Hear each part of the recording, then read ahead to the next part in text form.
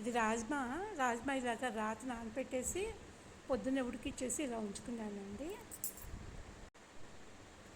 దీంట్లో కొంచెం దాల్చిన చెక్క, లవంగ, ఏలక్కాయ 3 వేసి కొంచెం నూనె వేసి కొంచెం వేగిన తర్వాత ఈ కొంచెం రాజ్మా మసాలా ఉంది నా దగ్గర, రాజ్మా మసాలా కూడా కొంచెం వేసాను.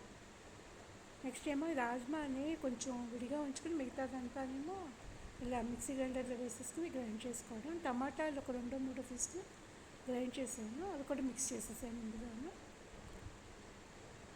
రాజ్మా మాత్రం కొన్ని పప్పులాగా ఉంచేసుకుని మిగతావన్నీ జార్లో వేసేసుకుని మెత్తగా గ్రైండ్ చేసేసుకోవడం వాటర్ పోసేసి.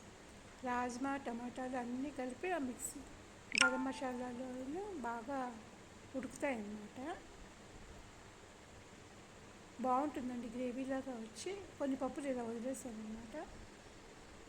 మరి మొత్తం అన్నీ మెత్తగా చేసేస్తే కనుక బాగుండదు కదా అనేసి ఇట్లా కొన్ని మామూలుగా కలిపాను. కొంచెం పసుపు, ఉప్పు, ఆమ్చూర్ పౌడర్ కొంచెం వేసుకుంటే బాగుంటుంది. టమాటా పులుపు చాలుతుంది, ఆమ్చూర్ పౌడర్ కూడా వేసుకోవాలి. ఇంకా కారం అవసరం లేదు, విడిగాను అందులో ఉంటుంది కదా. ఇది కస్తూరి మెంతి అండి, నలిపేసి ఇలా వేసుకుంటే కనుక కస్తూరి మెంతి దీనికి అసలు నిజంగా స్పెషల్ టేస్ట్ వస్తుంది అన్నమాట. రాజ్మాకి కస్తూరి మెంతి లేకపోతే అంత బాగుండదు. ఇది కాడలు అది లేకుండా చూసుకుని జాగ్రత్తగా వేసుకుని బాగా దగ్గరగా వచ్చేదాకా ఉడికించుకోవడం అండి. చాలా బాగుంటుంది, ఒకసారి ట్రై చేసి చూడండి.